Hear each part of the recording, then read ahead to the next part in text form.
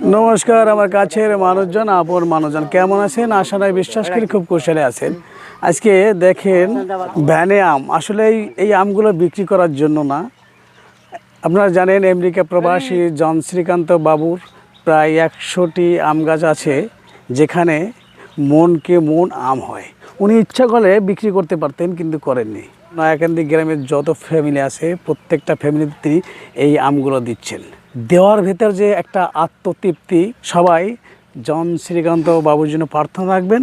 তিনি যতদিন এই ধরাধামে থাকে, সেই পরমেশ্বর, সেই ঈশ্বর যেন তাকে সুস্থ এবং সবল রাখে। এখন আমরা একটু কথা বলবো জন শ্রীকান্ত বাবুর সাথে।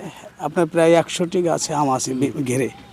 এই আমগুলো আপনি ইচ্ছে করলে বিক্রি করতে পারতেন, বিক্রি করলে হয়তো আপনি কয়েক লক্ষ টাকা পেতেন, কিন্তু আপনি দেখছি নিজে প্যাকেটিং করে নিজে বাড়িতে বাড়িতে প্রত্যেকটা ফ্যামিলিতে আম দিচ্ছেন। কারণটা কি?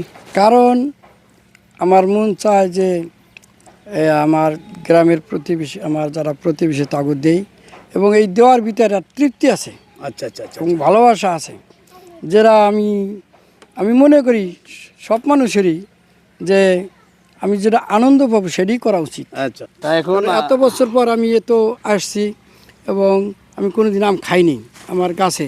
আচ্ছা। এবার এইবারই খাইলাম এবং দেখলাম আমি একলা খাবো কেন, সবাই আমার গ্রাম প্রতিবেশী খাবে। আচ্ছা, এই মন নিয়ে আমি চিন্তা করলাম। সত্যি কথা বলতে কি, এটা একটা মহা অনুভবতার পরিচয়, একটা বড় মনের পরিচয়। অনেকে কিন্তু থাকে না।